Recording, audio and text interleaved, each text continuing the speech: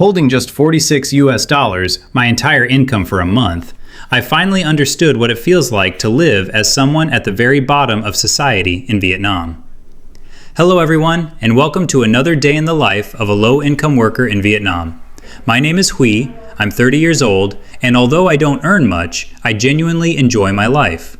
Many people assume that an office job is easy and comes with a good salary. That hasn't been my experience. I work in graphic design, create banners and promotional visuals, and handle marketing tasks. But even doing all of that, my income is still very modest. To make ends meet, I also take on side jobs delivering goods and loading heavy cargo whenever I can. The extra money helps, but it's still not enough. Today, I'm off work, waiting for my next assignment. My job isn't always steady.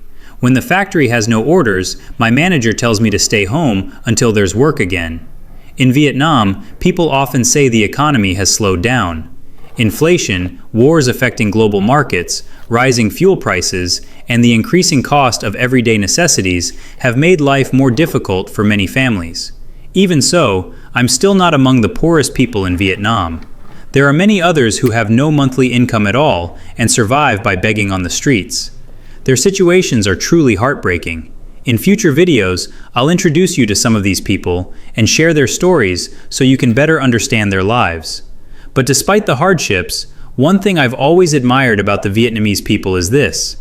Even those with very little are often warm, welcoming, and genuinely kind to visitors from around the world.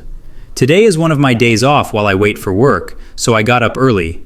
Since I'm a low-income worker, I still live with and depend on my parents. It's quite different from many Western countries, where young adults usually move out and become independent at 18.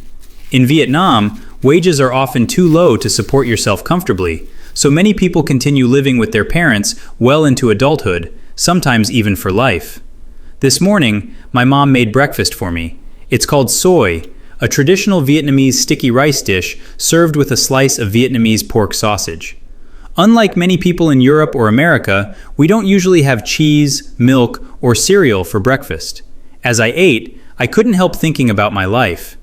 Years ago, I dreamed of moving to Germany as a guest worker, but I simply couldn't afford the cost, so I stayed in Vietnam. I made myself a glass of lemon water with honey because it's gentle on my stomach. I've had stomach problems for a while, and it often hurts. After breakfast, I stopped by my girlfriend's apartment and invited her to spend the day with me. She's a nurse at a small hospital here in Vietnam. Her life isn't financially easy either. She lives far from her family and rents a tiny apartment that's only about 10 square meters. Still, we're grateful for what we have. Life is already difficult enough. I've learned that worrying too much only creates more stress, so instead, we try to stay positive and appreciate the life we've built together. My phone charger broke recently. As if being broke wasn't enough, my luck decided to make things even harder. So today, I'm heading out to buy a new charger. Come along with me. Right now, it's around 104 degrees Fahrenheit, 40 degrees Celsius, in Vietnam, so it's incredibly hot. That's why I wear a sun protective jacket whenever I go outside, to keep my skin from getting burned.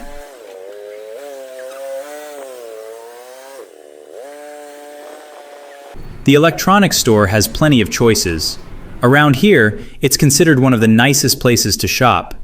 People who want reliable products usually come here. I looked at several different chargers, but in the end, I chose the cheapest one. It cost me about $7 US. The staff were very friendly.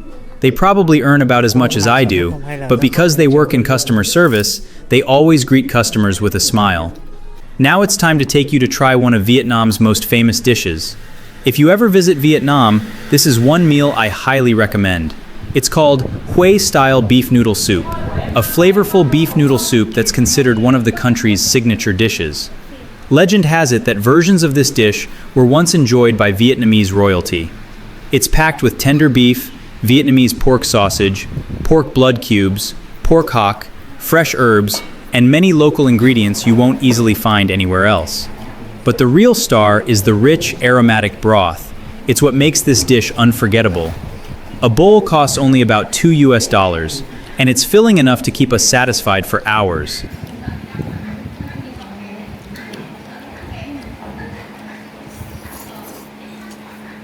After lunch, we headed home.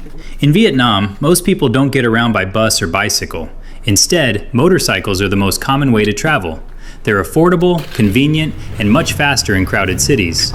Unfortunately, because there are so many motorcycles on the road, traffic accidents happen far more often here than in many European countries. That evening, a group of my friends invited me out for coffee. Even though our incomes are low and we don't receive the kind of government financial support that many people in Europe do, we still love spending time together. We usually meet for coffee 2 or 3 times a week. A glass of fresh fruit juice here costs about $2. A few years ago, it was only around $1, but prices have risen dramatically as the cost of living continues to increase. Because of that, most of us earn just enough to cover our daily expenses. Traveling abroad is still out of reach for many people like us. By now, have you noticed how different Vietnamese culture is from many European countries? From what my friends have told me, people in Europe often go straight home after work, and social gatherings aren't as frequent. On weekends, many enjoy camping or spending time in nature. In Vietnam, it's a little different. Coffee, restaurants, and street food stalls stay open from morning until late at night, and people love getting together with friends well into the evening. It's a big part of our culture, and one of the things that makes everyday life here feel so lively.